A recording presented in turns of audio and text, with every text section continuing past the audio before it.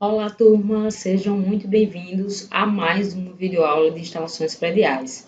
Eu sou a professora Maria Cleide Oliveira, a sua professora de instalações, e nessa videoaula nós vamos conhecer um pouquinho sobre as instalações de água quente.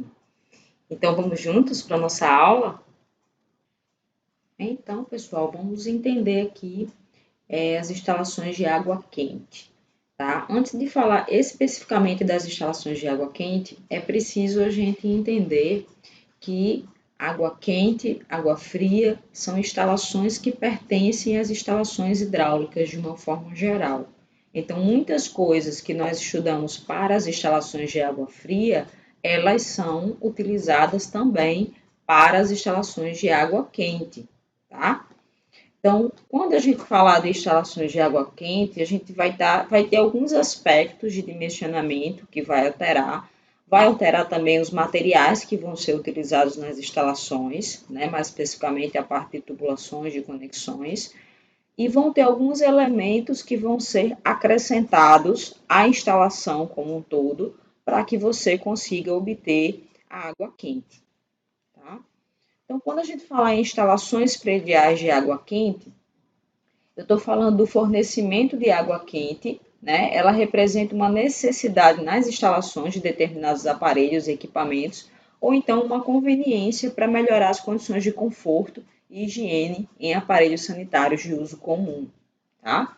Então, aqui uma imagem mostrando, por exemplo, as pessoas que utilizam água quente para o banho, né? Seria aí uma das funcionalidades, no caso aqui, para melhorar as condições de conforto.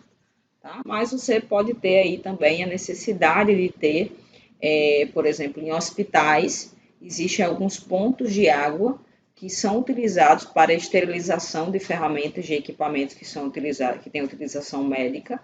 E aí, nesse caso, você precisaria ter pontos de água quente para auxiliar nessa limpeza, nessa esterilização desses instrumentos. Então, seria aí uma aplicação necessária a uma situação mais específica. Mas, de uma forma geral, nós vamos estar utilizando as instalações de água quente em edificações e residências, né, para aquecer a água, principalmente para banho, tá? Então, vamos entender que precisa-se saber qual vai ser a fonte utilizada, como essa água ela vai ser aquecida. Tá? Então, eu coloco aqui para vocês que o aquecimento da água ele pode acontecer de várias maneiras. Então, uma maneira muito legal, né, e vamos dizer assim, muito interessante do ponto de vista ambiental, é o aquecimento da água a partir de energia solar. Tá? Existe também a combustão de sólidos ou gases, e existe também por eletricidade. E eu vou falar um pouquinho sobre cada um deles. Começando aqui pelo aquecimento por energia solar.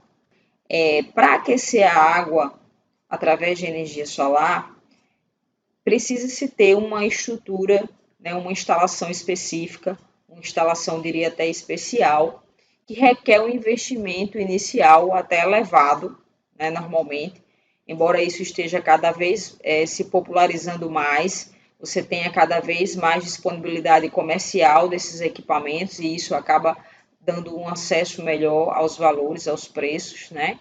Mas independente desse investimento inicial ser um pouquinho alto, né, a gratuidade de você ter energia, de você conseguir aquecer água a partir de energia solar, que é um tipo de energia limpa e mais barata, né, é algo muito interessante atualmente.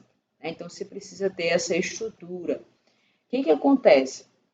Em edificações, nós já temos aqui os reservatórios, chamadas caixas d'água, tá? Que lá você recebe a água armazenada aqui, vindo lá do alimentador predial, tá? E aí você tem aqui água fria, certo? Então, essa água fria, para poder ser aquecida, ela vai precisar ser conduzida ao sistema de aquecimento, no caso por energia solar. Nessa situação aqui, o que eu tenho? Eu tenho aqui os painéis, que vão servir como coletores solares, tá? E eles são os responsáveis aqui em captar a energia solar. certo? Aqui você vai precisar ter um boiler. Esse boiler nada mais é do que um tipo de reservatório, um reservatório térmico, em que ele conserva aqui no seu interior água quente, tá? E aí você tem, nesse esquema que nós apresentamos aqui, você tem a entrada de água fria dentro desse reservatório, tá?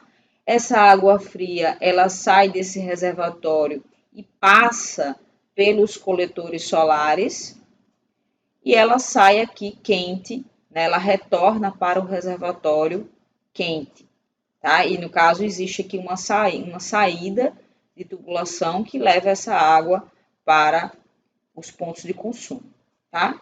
Então, aqui só para a gente entender de forma bem básica, bem rápida, como é que funciona esse sistema, né? Porque não é assim o objetivo principal a gente detalhar esse funcionamento, mas é só para a gente entender que essa é uma estratégia muito interessante de aquecimento de água por energia solar. É uma tendência, né? É uma tendência. Por quê? Porque eu digo que é uma tendência.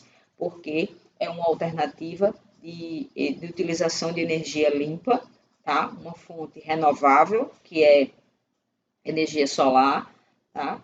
E resolve o problema, aquece a água. Então, energia solar seria, vamos dizer assim, a melhor alternativa para aquecimento da água. Mas existem outras alternativas também, como, por exemplo, a combustão de sólidos, líquidos ou gases. Embora nesse tópico aqui, o mais comum seja a utilização do aquecimento de água a partir da combustão da queima, né, a gente poderia dizer assim, de gases, tá? Então, aqui eu apresento para vocês o aquecimento a gás. Esse aquecimento a gás, ele é comum em grandes cidades, ele utiliza gás natural. E aqui você tem o equipamento que faz esse aquecimento, né? Esse daqui seria o equipamento chamado aquecedor a gás. Então, a água, ela entra fria, passa fria aqui por esse aquecedor e sai quente, tá? E é conduzida aí até os pontos de consumo, certo? Então, geralmente esse aquecedor, né, ele é instalado na área de serviço, eu coloquei também que ele pode estar no banheiro, na cozinha, mas é mais comum na área de serviço, tá? Que é um equipamento que ele, assim, é meio esquisito para você deixar em qualquer lugar, né? Então a gente procura um espaço mais reservado para ele. Então é uma alternativa bastante utilizada em grandes cidades que já utilizam gás natural e aí, no caso, acrescentaria um uso para a utilização do gás natural, no caso, para aquecer a água, tá? Só deixar bem claro que esse gás aqui, ele não é o GLP, né? Não é o que o pessoal conhece como gás de cozinha, é o gás natural, é o que é utilizado para o aquecimento, quando o aquecimento é a gás, tá? Aqui, ó, como é que funcionaria um esquema de funcionamento, né? Que isso aqui pode servir para você entender como funciona o processo e também para você ver um pouquinho de representação, né? Como é que seria a representação num projeto. Então, aqui eu estou mostrando um corte de um banheiro e você vê que eu tenho aqui um reservatório de água fria, aquele que nós dimensionamos nas instalações de água fria. Dele você tem aqui saindo, né, a rede, a saída aqui de água com o barrilete. E você vê que aqui tem um ponto que vai para o aquecedor. Então, em azulzinho eu estou representando aqui os trechos de tubulação de água fria. E em vermelho os trechos de tubulação de água quente.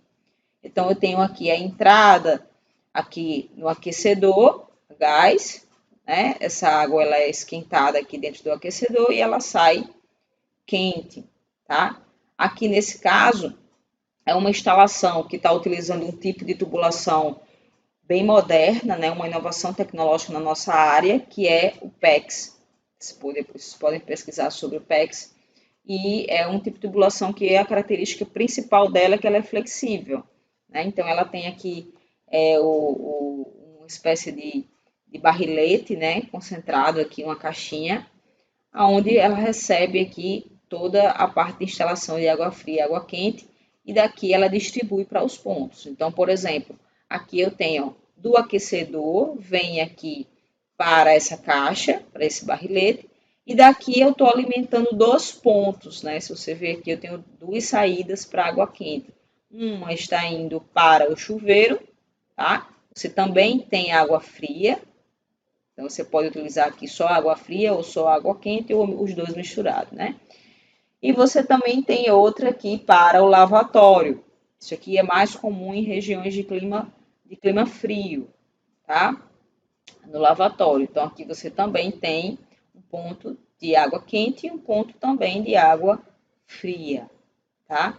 Então seria mais ou menos esse o esquema de funcionamento quando você aquece a água utilizando gás, ok? Então, energia solar, até agora a melhor alternativa, né? Combustão de sólidos, a segunda, né? E a terceira e última fonte energética, né? A terceira e última maneira de aquecer a água é a partir de eletricidade. Eu posso até me arriscar a dizer aqui nessa aula que esse tipo de aquecimento, ele está com os dias contados. Né? Por quê? Porque consome energia elétrica e consome muita energia elétrica.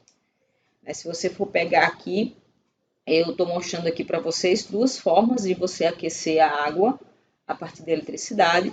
Né? Um utilizando o conhecido e famigerado chuveiro elétrico, né? Se você estudar um pouquinho aí de instalações elétricas, você vai ver que é um equipamento que requer uma potência elétrica muito alta para funcionar, tá? Então, consome muita energia. É um tipo de equipamento também que não é tão legal do ponto de vista de segurança, ok? E é por isso que eu digo que está em desuso, porque consome muita energia elétrica. Então, a tendência é se reduzir aí ou se eliminar o que se consome muita energia elétrica, né, e partir para outras soluções mais sustentáveis, ok? Mas ainda é muito utilizado os chuveiros elétricos. E aqui eu tenho os boilers, né, que são boilers elétricos, e nada mais é do que um reservatório, aquele mesmo que eu mostrei lá quando fui falar do aquecimento por energia solar, só que nesse caso aqui a água é aquecida a partir da eletricidade. Então, os chuveiros elétricos comuns ou também as torneiras elétricas de lavatórios, né, e de pia de cozinha, que pode ser utilizado principalmente em regiões de clima frio, eles consomem muita energia.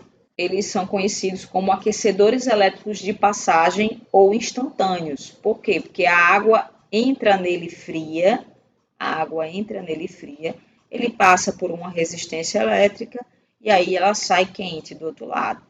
Então, aqui uma torneira, onde você tem aqui a resistência, né, que tem esse mesmo mecanismo.